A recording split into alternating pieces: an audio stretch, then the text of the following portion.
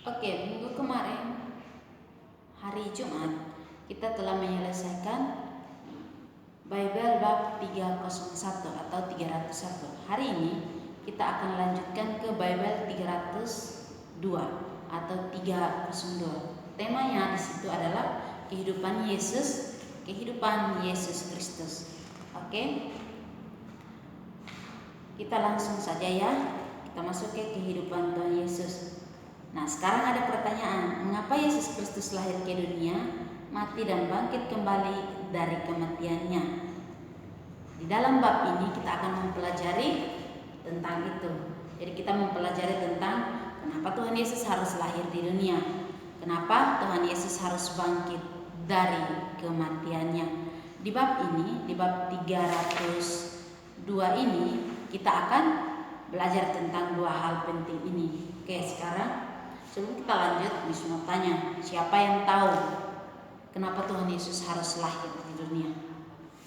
Yuk, siapa yang mau bantu Miss untuk menjelaskannya kepada teman-temannya? Jadi, Tuhan Yesus lahir ke dunia dengan satu tujuan, yaitu menebus dosa umat manusia. Jadi Tuhan Yesus lahir ke dunia itu bukan hanya untuk menebus dosa orang-orang Kristen, tidak. Tapi Tuhan Yesus lahir ke dunia untuk menebus dosa dunia, untuk menebus dosa semua orang yang ada di dunia ini. Karena semua manusia adalah ciptaan Tuhan. Tuhan yang menciptakan, maka Tuhan bertanggung jawab. Bertanggung jawab dengan cara apa? Waktu manusia jatuh dalam dosa, Tuhan berusaha untuk menyelamatkannya. Jadi Tuhan Allah mengirimkan Yesus Kristus datang ke dunia menjelma sebagai manusia atau berupa manusia supaya Tuhan Yesus bisa menyelamatkan kita. Jadi Tuhan Yesus punya tujuan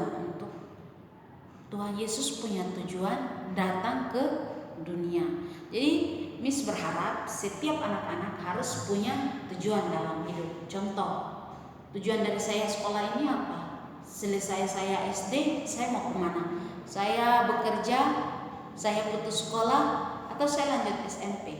Selesai SMP, saya akan lanjut SMA. Selesai SMA, saya akan kuliah. Selesai kuliah, saya akan kerja.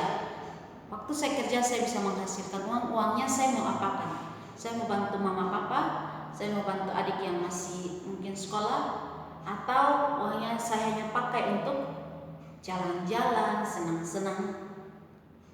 Tapi harus punya tujuan. Misalnya, saya sudah bekerja, saya punya uang. Oh, saya mau nabung. Sudah saya nabung, saya mau buat usaha. Contohnya seperti itu. Atau uangnya saya mau pakai berkati orang lain, berkati papa mama dan mungkin orang-orang yang membutuhkan. Jadi dalam hidup ini kita harus punya tujuan. Seperti Tuhan Yesus datang ke dunia dengan tujuan untuk menyelamatkan dunia.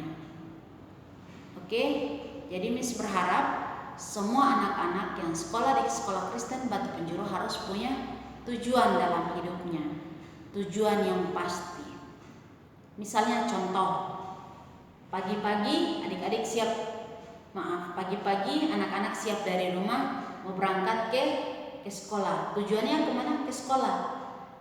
Mau dalam perjalanan mungkin ada kecelakaan, mungkin kita lihat kecelakaan di jalan, kita ketemu lampu merah, tapi kan kita punya tujuannya harus sampai sekolah. Jadi mau macet pun di jalan, pasti semuanya akan berusaha, orang tuanya akan berusaha mengantarkan anak-anak sampai ke sekolah.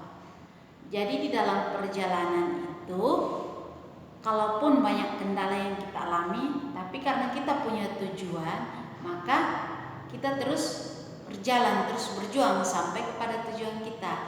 Nah, mungkin dalam perjuangan kehidupan pun seperti itu. Waktu di sekolah kita nggak suka pelajaran ini, kita nggak suka pagi-pagi kita malas bangun ke sekolah, tapi karena kita punya tujuan, kita mau pintar, akhirnya kita harus lawan malas itu. Pelajaran yang kita tidak suka pun kita harus jadi suka.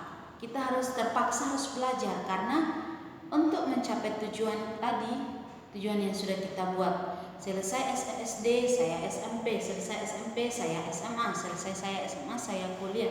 Setelah saya kuliah, saya bekerja untuk menghasilkan uang, bisa membiayai hidup sendiri dan juga mungkin menolong orang tua. Itu yang dapat kami sampaikan kepada anak-anak semua. Kalau ada pertanyaan, silahkan bertanya.